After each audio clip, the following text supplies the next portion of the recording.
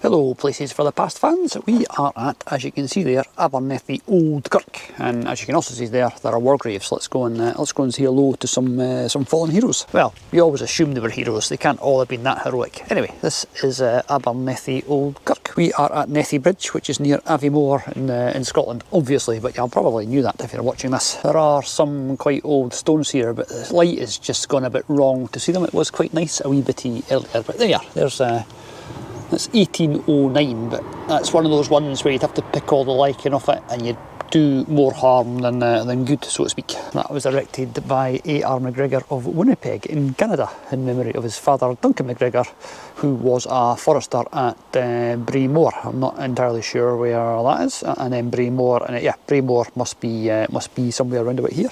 And then A.R. McGregor, who died at the Royal Infirmary, Edinburgh. I know where that is. I'm not sure how far back in time we're going to get here. That was 1881 right across in this far corner. But what I do want to show you is spinning round so nobody gets a headache. Look at that. It's a graveyard with a cracking wee church and a cracking view of a castle. That is Castle Roy, that is. It looks like those two tombstones are two old friends sort of holding each other up, which I guess in a way they probably are. That is obviously not a war grave, but it is of a military sort of style in memory of the 5 men of the Morayshire militia who perished in the mountains Christmas 1804.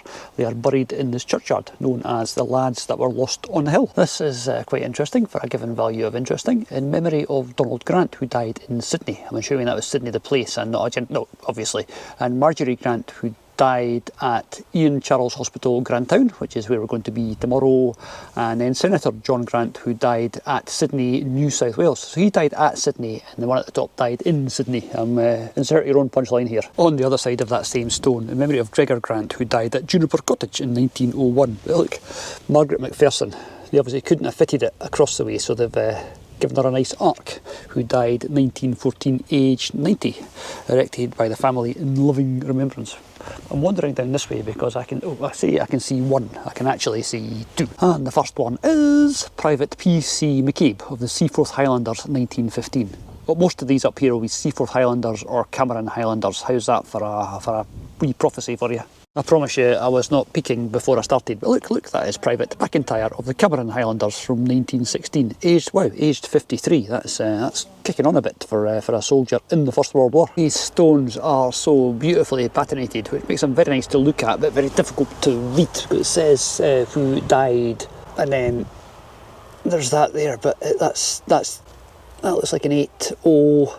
Oh, I don't know. I'd be guessing, but it's anyway, it's a nice stone. Go back to that thought. And finally, one that you can actually read. This is Joseph McCook. Yep, Joseph M. Cook maybe.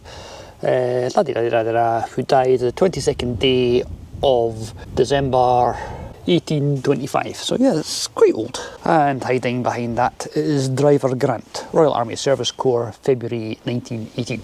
Oh, and beside Driver Grant's war grave, this is Isabella Grant in loving memory of her father and mother Duncan Grant, who died. I'm assuming they're all related, and they died at Clifton Cottage. Another really impressively patinated old. These are just so nice, and this one dates back to 1829, but I'm not going to spend too much time trying to read that because it's actually getting a bit chilly, and I can see something over there I want to go and look at as well. There are stones here that look like they are quite old, but yeah. Oh wow, is that like ridged? Is that a hog's, not a hog's back quite, but that sort of, yeah, it's certainly got some sort of shape to it. And we've come across here to see Private Grant. Oh, it's another Grant. Cameron Highlanders, April 1917. And I think from what I saw at the gate, there are a few more here, so bear with me. Oh wow, we've seen something like this before down in Manchester, one of the graveyards we visited down there. But look, this is a guy called Alistair who died in war service, and that was in February 19... it'll be February 19... Can I start again? 6th of April 1918. But look, that's his memorial plaque, his what they call a death penny. Everybody that died in the First World War was given one of those, and they've had his set into his tombstone. That is, that is cool, because I'm guessing that is Alistair Grant there, and that is that gentleman we just looked at. That's that is so cool. So wandering back through here, there's some really, really nice, big, impressive stones. That one there, Jenny Sievrecht, unusual name. died at the hospital in Grantown as well, aged 8.5. And there's Jane Ross, wife of Andrew Murray, who died 1939. That's a bit more modern. And this one here, I'm doing all this without actually reading these first, so hopefully you'll bear with me. 1841, that's quite nice. This is so cool. We only came here because the Park for Night app said there was a Highland cow lived next to the castle. There are some newer tombstones here, some more modern ones, people who died up to very recently. There's a grave over there that's from this year actually. So there's Rifleman Mackenzie, Post Office Rifles, who died 1919. So the war finished and he died a wee while later. And then down here we have got Private Ross of the Gordon Highlanders there. We've got the Cameron Highlanders and the Southern Highlanders and the Gordon Highlanders, and he died also 1919. One of the best things about doing these wee explores is you get vistas like that. Look at that, the church and the castle, and yeah, this is a really, really nice wee graveyard. And heading down this way, there are people preparing for an Open Doors Day tomorrow, so they're probably wondering who I'm gibbering to. Speaking to them earlier, really, really nice people, very friendly.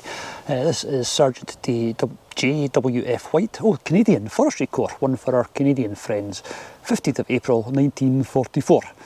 And just a little bit down from, actually I was going to try and do this in one breath, but that's not going to happen. There's Sergeant T.S. Shaw, DCM, Distinguished Conduct Medal, the Seaforth Highlanders, 1943, age 38. And then down here we have got, right, okay, I'm going to stop and then start again. It's not a case of you never see these, but they're actually very rare. There is Georgina Mary Stables, a lady who died in service in the Second World War, 29th of May 1942, aged 18. She was in the ATS, which was the Auxiliary Territorial Service. Not sure what she might have been doing, driving or working on a base or something, but yeah, that's the first ladies' Commonwealth war grave we've come across for quite some time. And I think this is just about the last one you'll be pleased to hear. This is Driver L.V.J. Oller of the Royal Army Service Corps, 1940. This confused me. Do not adjust your sets. This bit of stone is upside down, but to me you can see it's been cut there and cut there, and there's text in the middle. That's a stone that's been used for something else. There's still got some inscription on it, so you can see bits and pieces, but not a date. I do quite like the way this graveyard is quite eclectic. There's a new burial just down there, and then there's very old stones and everything in between. That is 1939 there. And then 1867 for old William Cameron with his massive headstone. He was a farmer, so he had a pound or two. And Duncan and James Shaw, in memory of their father William Shaw, who died at Sleamore on the 9th of September 1864. Right, erected by John Tulloch. Lower Dell Abernethy, in memory of his daughter Janet, who died in 1861. This is so nice. It's when you see stones like this, you know, you want to leave them and be respectful, but at the same time you want to take a wire brush to it to find out what's actually written on it. Not that we ever would. Another selection of what I'm guessing are quite old stones set into the ground, and then behind them is 1850s, I think. That is John Grant, who was what's that? No, hang on, let's start again, Ian. Erected by John Grant in memory of Margaret Arthur, his devoted spouse. So he's erected this because she was devoted to him, or so he says. I wonder what she would have said about that. Anyway, 1846, old Margaret took the secret of how devoted she was to the grave.